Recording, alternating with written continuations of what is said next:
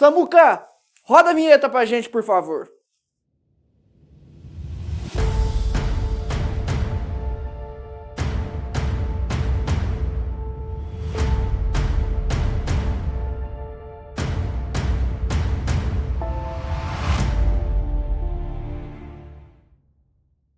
Agora sim, em definitivo, com o nosso mercado hoje mais uma vez acelerando ganhos, né? Ibovespa subindo na casa de 1%, tá? E a gente já vai ver o porquê, quais são os destaques do dia de hoje. Nessa quarta-feira, né? Estamos aí próximo ao nosso carnaval. Abri uma janela aqui do Google. Deixa eu passar ela para cá. Estamos aí próximo do carnaval. Semana que vem nós temos carnaval. Mais uma vez ressaltando, segunda, terça, sem negociação. Quarta-feira de cinzas, negociações a partir do meio-dia. Daí para começar o dia hoje, vamos lá. Como que estão as nossas bolsas norte-americanas? Dow Jones, menos 0,25%. S&P 500, principal bolsa norte-americana, 0,25% de queda também. E Nasdaq, 0,04%. Nenhuma queda muito expressiva até o momento, tá? O que nós temos então nessa quarta-feira? Repercussão ainda do nosso CPI divulgado ontem, aumento aí de 0,5% no CPI de janeiro, né? Então, inflação aumentando ali 0,5%, em linha com o que já era esperado, né? Temos também a seguinte questão lá nos Estados Unidos, tá? CME, que é a Bolsa de Chicago, aumentaram-se as apostas de que haverão mais duas altas de juros nas próximas reuniões do Fed, tá? Então, as apostas são de que a taxa de juros norte-americana vai chegar à banda ali entre 5% e 5,25%. Estados Unidos, eles não são como o Brasil, que trabalha juros corretos, tá? Então, por exemplo, a nossa meta Selic, nossa taxa Selic hoje, ela é de 13,75%. Lá nos Estados Unidos, eles trabalham isso em bandas, tá? Então, a taxa de juros deles lá tem uma aposta muito grande que vai chegar na banda de 5% a 5,25%, tá? Então, com isso, com esse aumento dessas apostas, bolsas americanas têm uma leve queda ali hoje, tá? Europa, CPI do Reino Unido veio mais um mês seguido, terceiro mês consecutivo, com um arrefecimento que agradou o mercado, tá? Então, bolsas na Europa como um todo subindo, tá? A gente tem altas ali até 1%, tá? Sem nenhuma alta muito discrepante, muito relevante. CPI do Reino Unido foi divulgado, então a gente tem um acumulado aí de índice de preço ao consumidor de 10,1%, consenso do mercado era de 10,3%, índice agrada ao mercado, contudo ainda é muito alto, né? Inflação na casa de 2 dígitos para países europeus não é algo comum, então isso aí está desagradando o mercado como um todo, mas esse índice divulgado hoje foi algo positivo para as bolsas lá da zona do euro e as bolsas da Europa em geral, certo? Além disso, a gente tem por lá também recompras, algumas empresas recomprando seus títulos no mercado. Por que as empresas fazem esses movimentos de recompra dos títulos no mercado? Porque elas entendem que a negociação do preço do seu ativo está barato, né? Então elas, como um acionista qualquer, como um investidor qualquer, elas recompram lá os seus ativos, né? Acreditando que esses ativos vão se valorizar. E aí a gente está vendo lá essa recompra de algumas empresas recomprando os ativos em massa, o que gera um positivismo. Então, bolsas na Europa estão subindo aí ao longo do dia, tá? Balança comercial da zona do euro veio com um déficit de 8,8 bilhões. Tá? A estimativa era um déficit de 12,5, então melhor do que o esperado, né? Ainda que esteja um déficit, é um déficit ainda melhor do que o esperado. Aqui no Brasil, depois do nosso Campos Neto, Roberto Campos Neto, ter dado a entrevista lá no Roda Viva, falando sobre a autonomia do Banco Central, sobre a manutenção da taxa de juros num patamar mais elevado, que eu comentei aqui ontem bastante sobre essa entrevista. Ontem, depois do fechamento de mercado, nosso ministro da Economia, Fernando Haddad, deu uma palestra, né, em que ele disse que o aumento da meta da inflação, que chacoalhou o nosso Ibovespa nos últimos dias, esse aumento, esse burburinho de aumento de meta da inflação, ele não é pauta para a reunião do Conselho Monetário Nacional que ocorrerá amanhã. Conselho Monetário Nacional é o nosso órgão máximo do nosso sistema financeiro nacional, tá? Então, isso é importante. Se não é pauta, então a gente diminui um pouco esse burburinho, esse barulho todo que a gente está vendo ao redor desse aumento de meta de inflação, né? E isso já animou os investidores, e aí a gente tem aqui essa alta de quase 1%.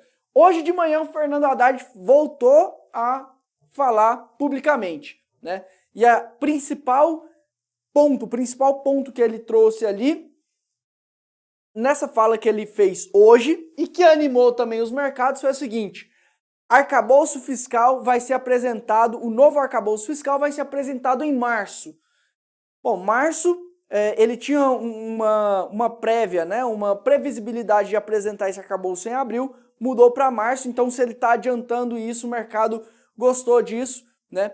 Lembrando que o fiscal é algo que tem pegado muito, né, e tem feito muito preço no nosso Ibovespa, principalmente aí desde julho de 2021, né, ainda no governo passado, ainda nós tivemos algumas questões que pegaram o nosso fiscal. A PEC Kamikaze, PEC dos precatórios, algumas extensões de auxílios para determinados grupos da nossa economia. Isso mexe no fiscal porque, repetindo mais uma vez, fiscal a gente tem dois lados: arrecadação de impostos e gasto do governo, né? Então, se eu aumento o gasto do governo, eu estou, de certa forma, comprometendo um pouco mais o meu fiscal. Basta saber se o gasto que eu estou aumentando, esse gasto que eu estou tendo, ele é produtivo, ele gera produção para a minha economia ou não, né? E aí, algumas medidas, como PEC de precatórios, como PEC Kamikaze, chamada com um nome meramente carinhoso, né? E também alguns auxílios emergenciais, auxílio caminhoneiro, deixaram alguns investidores atentos, né, se esses auxílios eles realmente traziam alguma produção para a nossa economia interna ou não, né? Então, esse arcabouço fiscal a ser apresentado em março pelo Fernando Haddad, pelo nosso ministro da Economia, ele vai substituir, provavelmente ele irá substituir a PEC do teto de gastos aprovada lá em 2016, né, lá no governo Temer ainda, que limitava o gasto do ano subsequente apenas à correção do IPCA do ano anterior, né? Então eu tinha um teto de gasto público, né, que ele era corrigido com a inflação. Então a ideia ali seria melhorar o meu fiscal para que aí a gente melhorasse o nosso risco, melhorasse o nosso câmbio, melhorasse a nossa taxa de juros, inflação e a economia como um todo. Essa é a ideia de um programa de teto de gastos como foi apresentado em 2016. Então o investidor obviamente vai monitorar esse novo arcabouço fiscal do presidente Fernando Haddad, mas só de adiantar essa apresentação, isso já melhorou aqui o nosso mercado, aí está fazendo com que o Ibovespa suba na casa do 0,96%. Vamos lá para as principais altas e baixas?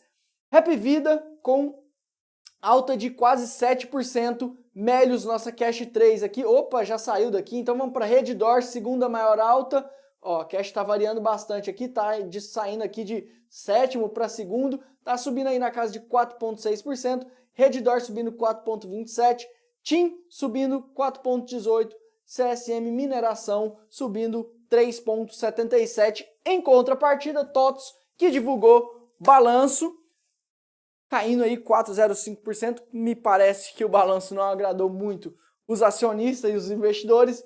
Magalu caindo 3,69%, a ação batendo aí 3,91, R$ 3,91. Gerdau, Braskem, Gerdau caindo 1,57, Braskem 1,5, Goal, que é a holding da Gerdau, caindo também 1,42, tá? Setor bancário mais uma vez subindo forte, tivemos aí, como eu já falei, divulgação dos bancos estão vindo aí acima do esperado, isso puxa aí o setor para cima, tem puxado o setor para cima, tem ajudado o nosso Ibovespa a performar um pouco melhor do que poderia se essas empresas estivessem reportando balanços ruins, tá?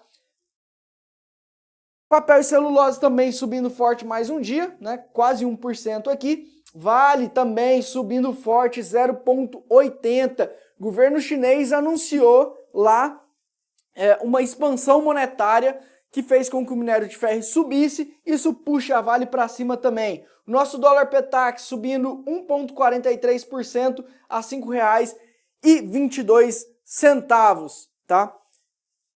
Vamos lá. Seguinte, petróleo. Queria puxar Petrobras aqui, ela está caindo 0,34. Petróleo é o seguinte, petróleo está caindo agora na casa de 1,5%, 1,5% de queda para o petróleo Brent, que é a principal referência da Petrobras nesse momento. Primeiro, Estados Unidos reportou um aumento no estoque de petróleo na casa de 10 milhões de barris. Em segundo lugar, o mesmo Estados Unidos falou que vai vender reserva técnica de petróleo na casa de 26 milhões de barris para segurar o preço do petróleo nesse patamar que ele está agora. O petróleo está na casa e o barril de 84 dólares e 19 centavos. Então, os Estados Unidos quer segurar esse preço nesse patamar e aí falou que anunciou que vai vender cerca de 26 milhões de barris de petróleo da reserva técnica.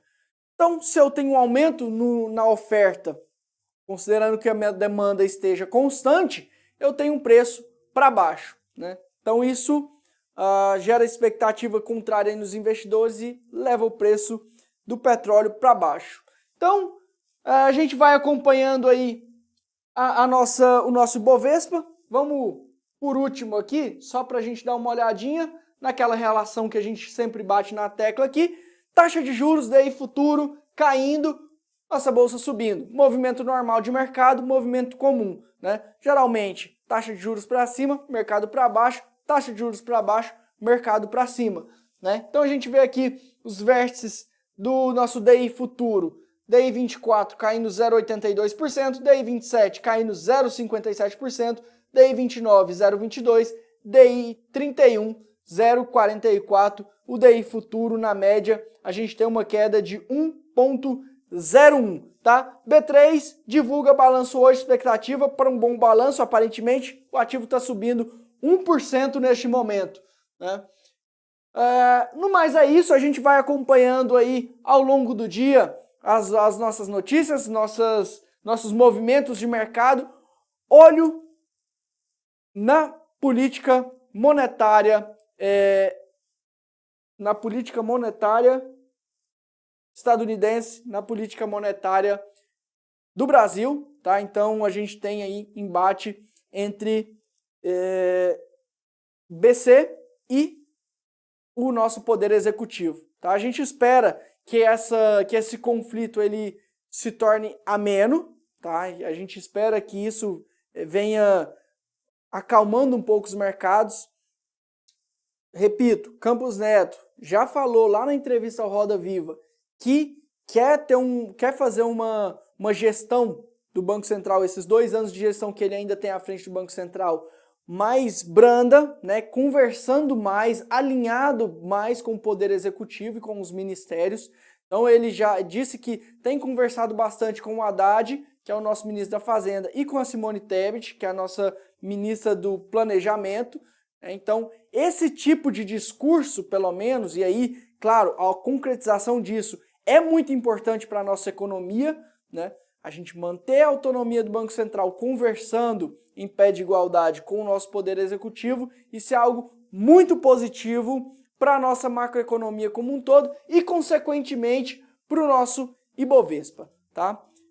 Vamos lá, eu quero fazer um pedido do fundo do meu coração para vocês, que vocês façam agora, por gentileza, desce um pouquinho aqui no nosso vídeo, clica no gostei, dá um joinha pra gente, dá um like nesse vídeo, compartilha com todo mundo, tá? Manda o link lá para quem gosta do nosso assunto de mercado, quem está interessado em saber, quem precisa se atualizar. Então, compartilha esse vídeo, se inscreve no nosso canal, siga a GoInvest nas redes sociais, ativa o nosso sininho aqui para receber as notificações todos os dias, tá?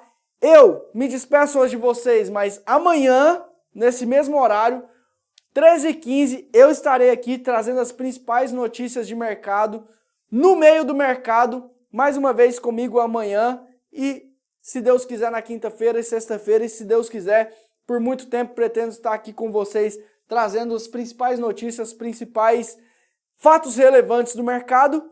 Por hoje eu me despeço, um abraço para você que me acompanhou até aqui. Vamos lá, vamos acompanhar esse mercado e vamos torcer para que bolsa para cima, taxa de juros para baixo e dólar para baixo. Eu me despeço aqui, um abraço, até... tá pedindo para eu esperar. Só pôr o microfone, ele falou. Ele tá vindo aqui, ele tá voltando. O monstro do mercado, o monstro da análise técnica, o melhor analista que existe nesse Brasil.